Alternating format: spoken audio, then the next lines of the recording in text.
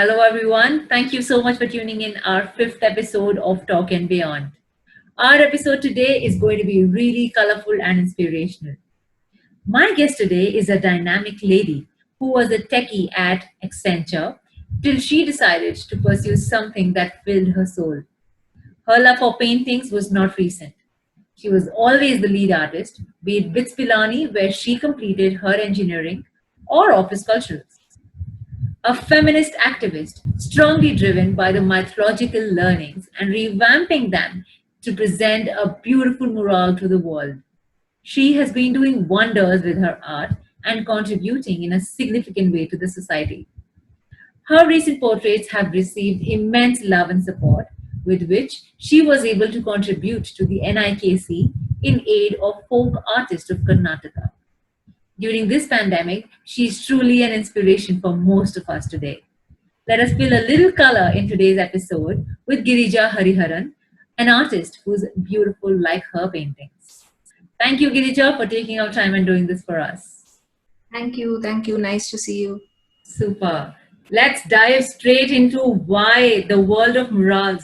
You have been loved by all of them, and you put so much of that love and emotion in your painting at the same time.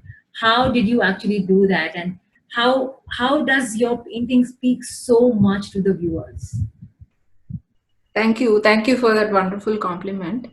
I think before being an artist, I'm an art lover. So I like art pieces that are emotional and have a connect with me as a person and has a human story to say. So as an artist, I also paint pieces that connect with the viewer, with me out of the picture. I want the art to have a relationship with the audience. So I try my best to build a lot of stories, and I am an emotional person, and an artist can create as they are. So I think it's me. Every art piece that I do is a self portrait. Absolutely. And all those portraits speak so much to us that I cannot even begin to tell you how each of your paintings has inspired so many of them who have shown your paintings to. It's beautiful beyond measures. Thank Most you of so much. them have been inspired by Mahabharata, which I saw, but with a twist. Like we saw the feminist in you taking over and recreating the characters as if they were all females. It was extremely difficult to put across that conventional character in a new avatar, as it's a very touchy topic, like in a belief system that we always idealize them. So, how did you ideate this, and where were your roadblocks? Okay, so Mahila Bharat is my version of Mahabharat with all the main characters as women. So when I initially started reading Mahabharat in its very detailed format, about 18 books, I started to look at these characters as a part of me. As a reader, you will connect with their specific characteristics with yourself. So I wanted to have a visual image of these characters as women, as role models for my daughter. So typically, instead of being damsels in distress, I wanted characters to show strength and conviction and resolution to viewers, especially as women characters. That was my initial idea, and I started painting it. And as and when I evolved to another character, I could relate it closely to a social issue that we were facing. So it was a very nice way of building up layers into these characters and making them as a permanent visual image for audience to remember by. So about the belief system, or a touchy topic, is connecting religion with mythology. So if you remove the religion from the mythology part, you will see that mythology is nothing but a common story. So it's like a movie story or a movie character. And if you see in sequels that they make in Hollywood or Bollywood, you can change the characters by gender and you would still pass on the same qualities. So my effort is very similar to doing a sequel with women characters. In fact, Krishna is the most versatile character, and his life is so interesting when you don't consider him as a god. So so it's I think it is a personal preference, and as an artist, I always want to dissect things and make you look at it from a different perspective. Correct. But did you actually face any of the criticism before you could put this out? So I showed, yeah, so I showed this work at the Raintree Women's Festival, because being a deeply feminist work, and I did anticipate feedback, especially for Karna, who I painted as a Muslim refugee. So you know, Mahabharat and Muslim and Hindu and all the problems that are happening. Correct. But in fact, I got a lot of good feedback for that painting only. People were so inspired and they could connect that, oh yeah, Karna was a refugee. Karna actually was born somewhere and he was completely shifted to some other place where he didn't belong. And he always earned to get that recognition that refugees often seek, right? That they don't get in their refugee country. Correct. So people were really, really inspired by looking at Karna as a Muslim refugee girl. So So I Mahila think it's hit, right away, and it did not really face any roadblocks. Is that what you're saying? the roadblock was more mental for me because I was discussing it with friends, and I anticipated some issues because of the current political climate. But I don't think I faced any real roadblocks from others. Really, I have faced only encouragements. And I would actually that continues for you. But as an Thank you. Thank artist, you also face mind blocks, like you already mentioned. Where would your next work be, and what would it be inspired from? Those are the challenges that probably every painter would, today come across. How do you overcome those challenges? So yeah, every artist or a writer or any creative professional will face a block at some point or several times a year. I do face it. I do have this insecurities. I do have a mental block about certain things. But it's about just doing what you love, like just go. When I have a severe artist block, I just walk into the studio and I just take some arbid colors and I just start splashing them around in the canvas. And then slowly you get out of it. Just I believe art comes through us and not from us. So if it's meant to arrive, it will arrive. And we have to trust the process and simply be channels for it to flow through. Absolutely. And you said that rightly. Art comes through us, which is why you have also been very inspiring in terms of how you support the folk artists of Karnataka. Talk to us about that. How did that happen, and how did you actually start to contribute to them? Okay, so I'm an art lover, like I said. So I watch a lot of performance artists. I also read a lot of creative writing. So I have a few friends and clients from STEM Natya Institute of Kathak and STEM Dance Company, and they were conducting this conference, digital conference because of COVID, and they were raising funds for the rural performance artists of Karnataka. So these Yakshagana artists and such, these are really folk artists who cannot have a performance in this COVID times. And this charity is towards giving them groceries and what they need in this 6 months until they can get back on their feet. So I was a viewer in that conference, and then one of the performances by one of the dancers in the company is this Neherwa series behind me. So it is about someone yearning for another time, another place. It's based on a Kabir's poem that is laid music beautifully by Bindu Malini and Vishal Bharadwaj.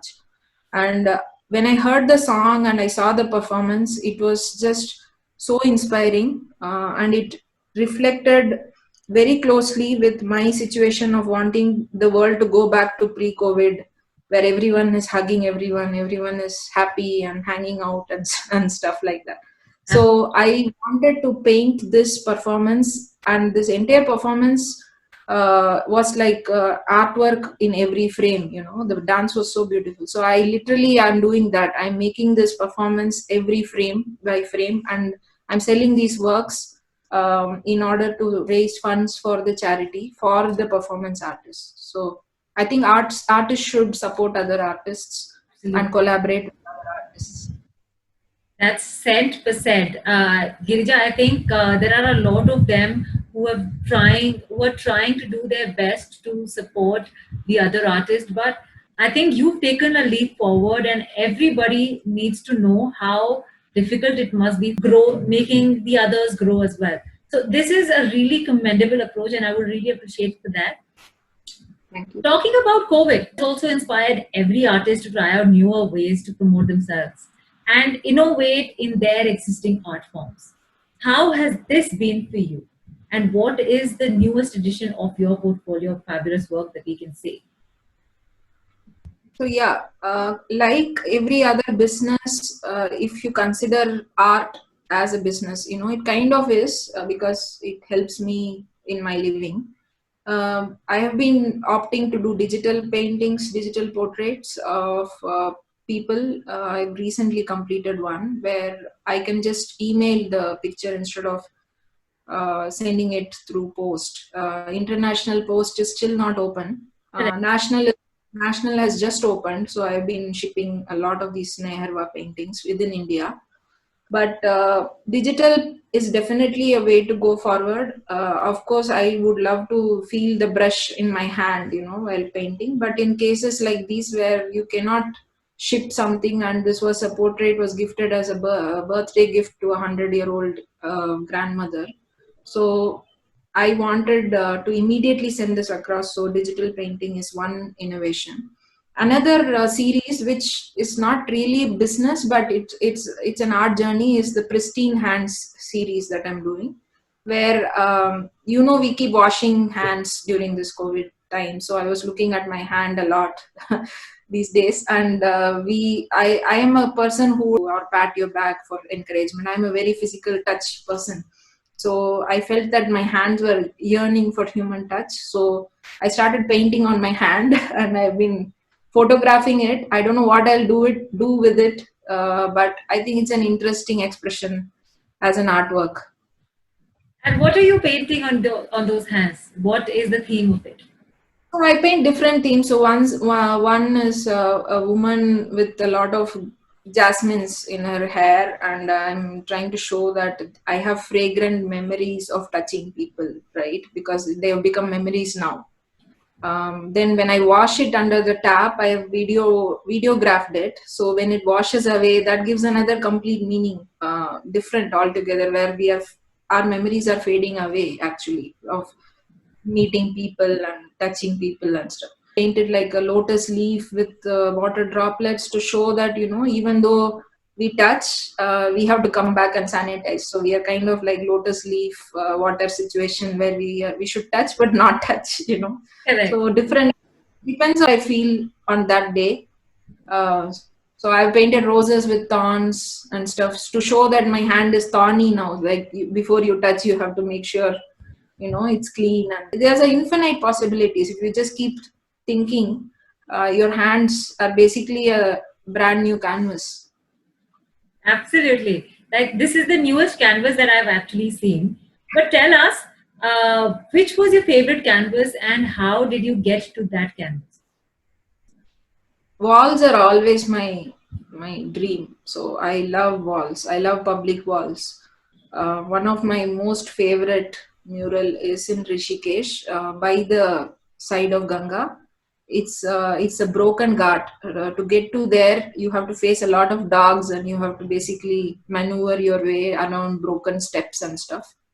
But I painted my daughter there on the wall, and she's rolling these marigold flowers into the water. So the entire ghat is covered with marigolds, and it's coming from my daughter's hand. And when the Ganga water rises, when it floods, it will be like those marigolds are floating on Ganga. So that's the idea. It's a tribute to Ganga. It's a tribute to my daughter. I feel the Ganga at Rishikesh is like a small girl who's running carelessly, freely, without any inhibitions. Without taking all the sorrow of the world, like in Varanasi, all the bodies being burnt and stuff. So I feel Ganga is my favorite subject. So I plan to paint murals all over wherever Ganga flows. So And Ganga is more motherly, so kids can be around them. it's a sneaky way to see my daughter every day.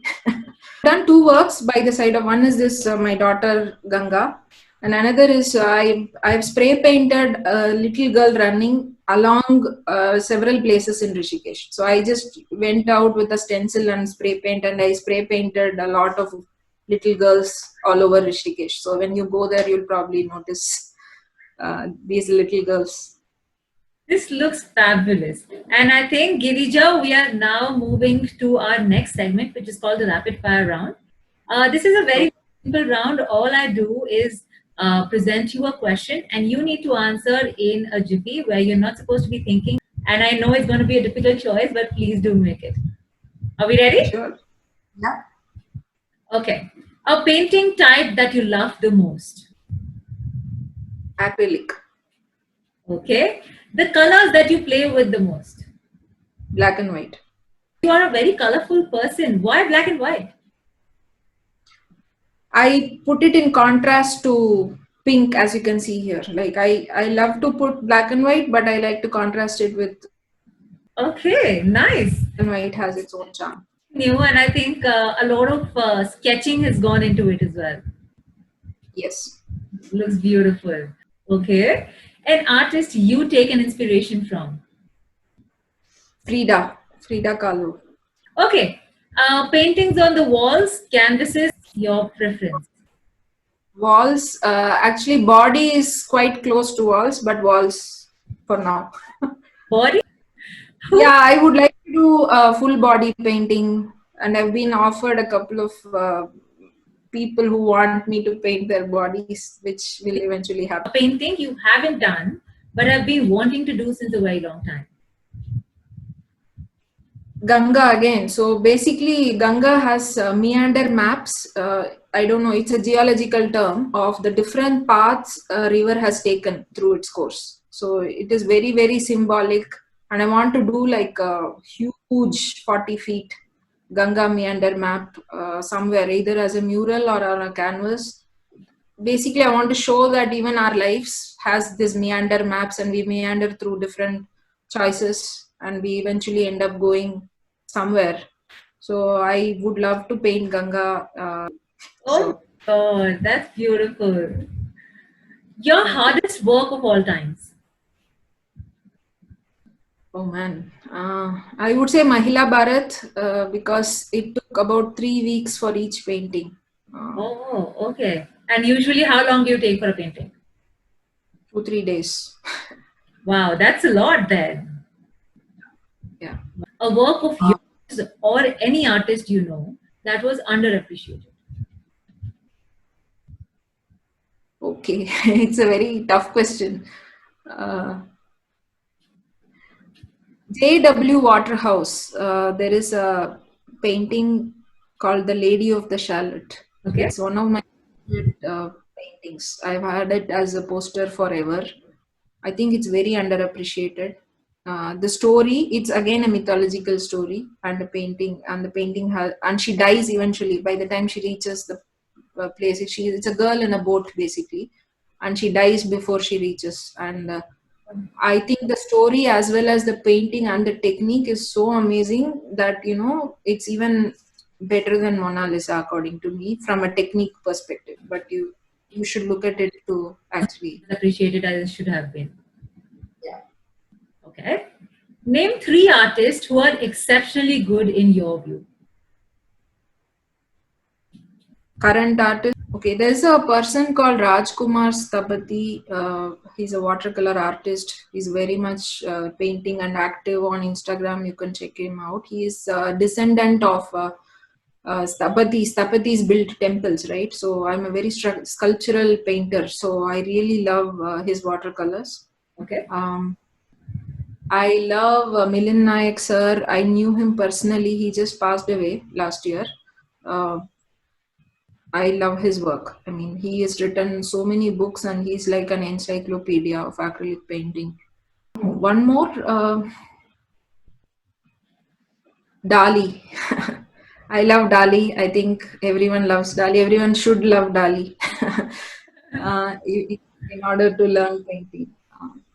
I think, yeah, these 3 are my latest. That comes off the top of my mind. Last question. But anyone who's trying a hand at this art form.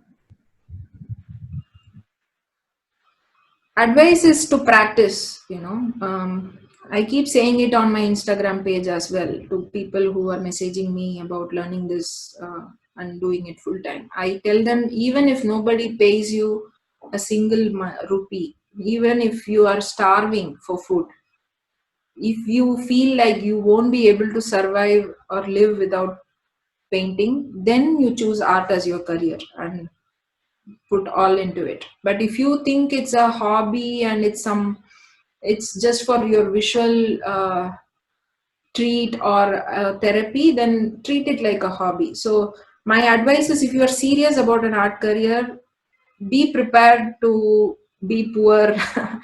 uh, and even if you don't make any money, stay true to your art, stay true to your form, and practice like hell. It's 80% practice and 20% execution. Okay, looks like we have almost come to the end. And Girija, this was a fabulous interview. Would you want to say anything before we wrap up? Thank you, Priyanka. Thank you for your time and thank you for these wonderful interviews you're doing.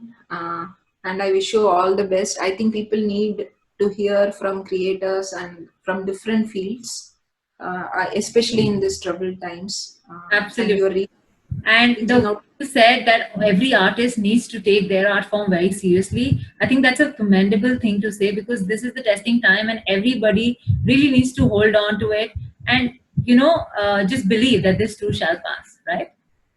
Yes. Absolutely. Thank you, Girija, for your time. I'm going to see you offline very, very soon. Thank you. Bye bye. Bye.